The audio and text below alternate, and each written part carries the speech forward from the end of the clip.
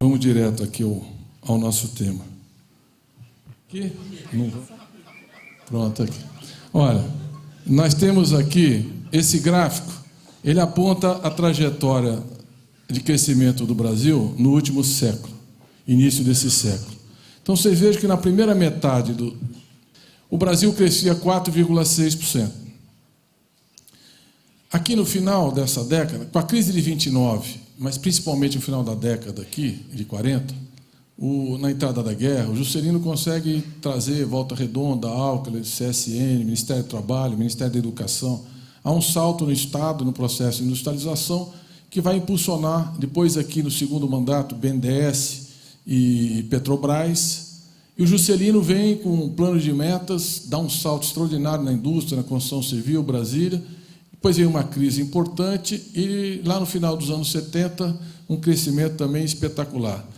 Então, aqui nesse período, o Brasil passa a crescer 7,2%, porém, todas as vezes que nós viemos para esse patamar, nós tivemos graves problemas de contas públicas e contas externas. A gente, tanto no pós-plano de metas, quanto no pós-milagre brasileiro, a gente termina esse ciclo aqui com grave endividamento externo, que é a crise da dívida externa global, e endividamento público. E entramos num processo de hiperinflação. Aí o Brasil passa aqui mais de 20 anos com uma taxa de crescimento em torno de 2%, muito baixa, uma hiperinflação de 14 anos. O governo anterior de Fernando Henrique Cardoso, com o Plano Real, inicia a estabilização da economia, que foi uma pré-condição importante, e agora no governo Lula a gente voltou para um patamar em torno de 4%, mesmo tendo enfrentado a mais grave crise econômica desde 29, que foi a crise de 2009. Então, o Brasil, vocês vejam, está voltando num patamar semelhante ao que nós tínhamos aqui na primeira metade do século. Esse período, daqui até aqui, o Brasil foi o país que mais cresceu no mundo, segundo em termos de PIB per capita, o que mostra o potencial que nós temos historicamente, que nós estamos recuperando nesse momento da história. Por quê? O próximo. Pode passar. Nós conseguimos controlar a inflação tem se mantido dentro dos limites da meta desde 2004. Eu acho que esse ano nós terminaremos o ano com a inflação dentro da meta, podemos discutir isso depois. Houve um forte choque de commodities internacionais, as commodities cresceram 45% em 7 meses, petróleo, matéria-prima, a economia estava muito aquecida, mas isso tende a uma desaceleração. Nós tivemos um avanço espetacular em termos de redução da vulnerabilidade externa. O Brasil tem hoje 326 bilhões de dólares em caixa e nós somos um país credor. A nossa dívida externa líquida em relação ao PIB é menos 2,5%, ou seja, nós temos mais recursos de reservas do que dívida. Tanto que na última crise nós emprestamos, no meio da crise, 14 bilhões de dólares ao próprio FMI. E nós tivemos uma melhora importante nas contas públicas. O déficit público do Brasil hoje é 1,9% do PIB. Os Estados Unidos, por exemplo, está com déficit de 9,9% do PIB, para dar um exemplo. A Europa toda também.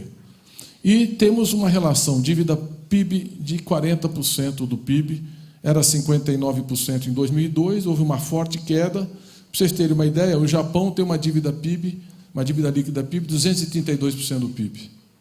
Os Estados Unidos está chegando a praticamente 90% do PIB. A Itália, 130% do PIB. Então, o Brasil está numa condição fiscal bastante confortável, apesar de uma taxa de juros ainda muito alta, um custo da dívida muito alto, mas nós estamos antecipando o ajuste fiscal e a consolidação da situação fiscal no pós-crise de 2009. Próximo.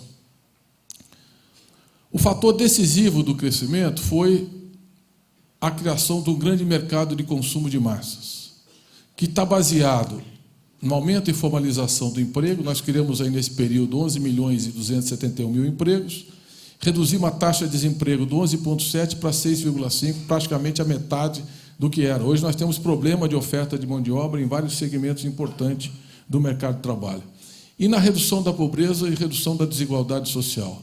Vocês vejam que a renda da população cresceu 31%, os 20% mais pobres cresceu 51% em 7 anos. Ou seja, é um ritmo chinês de crescimento da renda dos 20% mais pobres da população. Isso aqui se deve a salário mínimo, Bolsa Família, Luz para Todos, que é um conjunto de crédito consignado, um conjunto de programas que permitiu uma melhora significativa. São os melhores indicadores sociais que nós temos aí há mais de 50 anos. O próximo. A outra coisa fundamental para esse novo ciclo que nós estamos vivendo é uma mudança na inserção internacional do Brasil. Quer dizer, o Brasil passa a liderar a integração regional, consegue consolidar o Mercosul e abrir um diálogo no âmbito da Unasul, pacificando, dialogando com os países, ajudando o desenvolvimento regional, diversificou os mercados e novas parcerias comerciais estratégicas, e nós passamos a ter um protagonismo dos fóruns de governança global. Quer dizer, o Brasil, no âmbito dos BRICS, emerge como um dos países referência desse novo ciclo de expansão da economia mundial, que está centrada principalmente na Ásia, mas o Brasil se coloca como a 7ª economia do mundo e vive um momento de grande protagonismo e liderança internacional. Um outro elemento desse período da história foi a reconstrução da capacidade de planejamento e coordenação de estratégias do Estado. Nós tivemos um fortalecimento dos órgãos de planejamento, o PAC é um pouco resultado disso, quer dizer, a parte de logística, infraestrutura, programa de habitação popular, enfim, um conjunto de iniciativas, recuperando o planejamento e projetos estruturantes. Nós consolidamos o sistema de crédito e financiamento público. O BNDES hoje é maior que o Banco Mundial. Banco do Brasil e Caixa são bancos que lideraram o financiamento na crise, tiveram um papel fundamental, e fortalecemos as empresas estatais estratégicas, especialmente a Petrobras, que hoje é a 8ª empresa de mercado aberta no mundo, é a 3ª empresa de petróleo. Isso também permitiu nós começarmos a desenhar uma política industrial, PDP, Política de Desenvolvimento Produtivo, o Plano de Ação de Ciência, Tecnologia e Inovação, falarei ao final, capacidade de fazer política anticíclica, que nós nunca tivemos nas crises anteriores. Quer dizer, na crise o Brasil pôde reduzir impostos, aumentar o investimento, manter o gasto público, aumentar o crédito, suportar a demanda de dólar que as empresas tinham e ajudou o Brasil a sair rapidamente da crise. Bom, nós temos ainda um outro elemento fundamental, que é o bônus demográfico. O Brasil é um país que a população economicamente ativa ainda é maior que a inativa. Isso significa que nós não temos mais a força do crescimento demográfico, que crescia uma taxa muito rápida no Brasil, vem caindo fortemente, e a população ainda não envelheceu, como já acontece na Europa, acontece em boa parte do mundo. Daqui até o ano 2050, a população com mais de 60 anos vai crescer 350% no mundo. Nós deveremos ser 9 bilhões de pessoas no planeta, 2 bilhões de pessoas com mais de 60 anos. O Brasil, a partir de 2020 a 2025, nós provavelmente teremos uma população inativa maior que ativa. Mas é um momento muito favorável a um país estar numa situação em que a população ativa é maior que a inativa. Ou seja, quem pode trabalhar, quem pode produzir, é a maioria na sociedade. E isso faz uma diferença extraordinária. Nós temos que aproveitar esses próximos 20 anos, 10, 15 anos, com uma inteligência estratégica para dar um salto e aproveitar esse bônus. E, finalmente, nós consolidamos a democracia. Quer dizer, o Brasil é um país que tem alternância de governo, liberdade de imprensa, separação de poderes, Estado de Direito democrático, e isso é um diferencial entre os BRICS e é um diferencial também no próprio âmbito da América Latina. Esse conjunto de questões significa uma inflexão histórica do Brasil, em que a gente começa a criar as bases para o novo desenvolvimentismo. Quais são os desafios desse próximo período? Próximo. Primeiro, um grande desafio é nós colocarmos a ciência, a tecnologia e a inovação como eixo estruturante do desenvolvimento. Vou tentar mostrar como isso será, do meu ponto de vista, talvez a coisa mais relevante que a gente possa fazer nesse período que está se abrindo. Nós hoje somos um país líder no que eu chamaria de economia do conhecimento natural. Ou seja, o Brasil é o 2º maior produtor e exportador de alimentos, 2º país agrícola do mundo.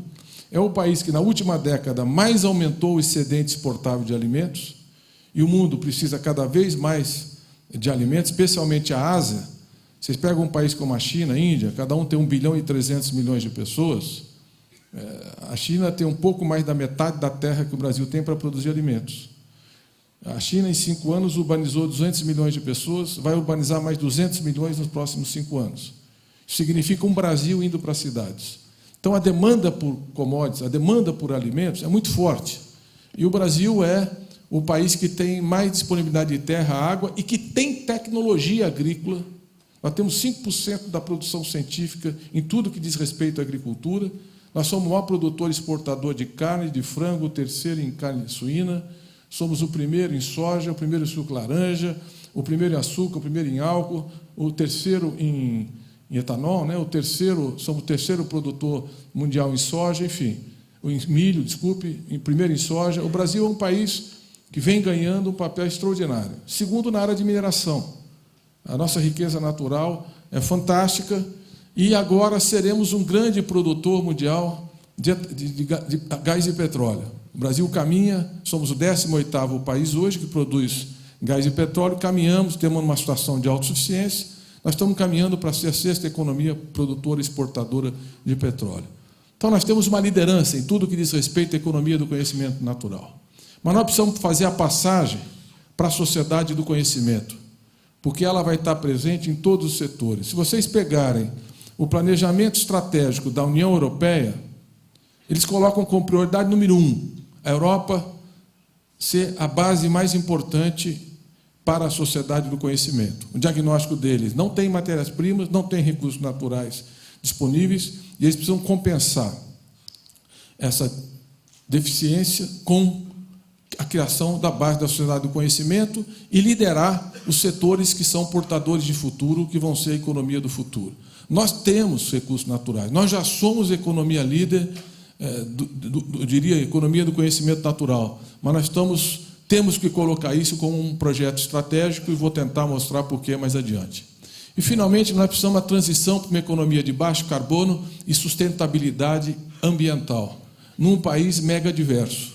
Existem 17 países que são mega diversos do ponto de vista da sua biodiversidade.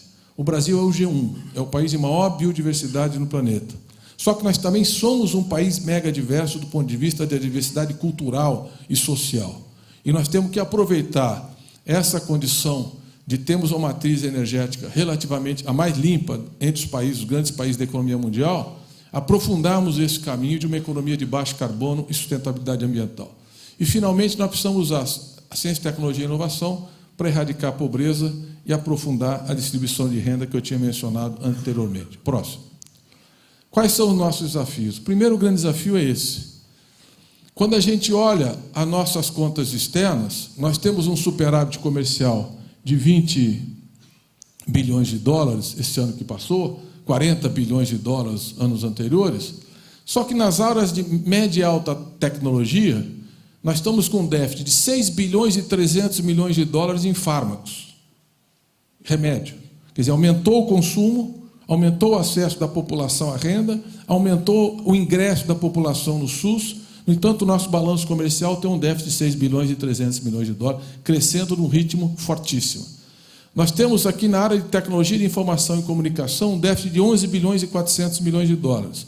O Brasil é o terceiro maior mercado de venda de computadores do ano passado. Foram vendidos 13 milhões e meio de computadores. Esse ano nós vamos para 17 milhões de computadores que deverão ser vendidos. Mas nós estamos com um déficit aqui, semicondutores, componentes eletroeletrônicos, de 11 bilhões e 300 milhões de dólares. 11 bilhões e 400, praticamente. Equipamentos médicos, 5 bilhões e 600. Se você somar isso aqui com fármacos, nós estamos falando de um déficit de 12 bilhões de dólares só no complexo industrial da saúde. Quer dizer, o que nós estamos, população, aumenta o acesso à saúde, tem outras questões aqui, nos fármacos, por exemplo.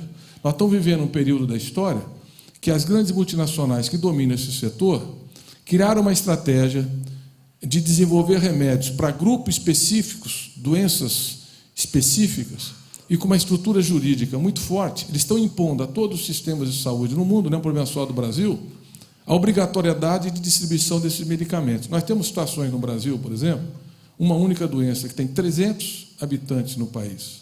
Nós estamos gastando 350 milhões de reais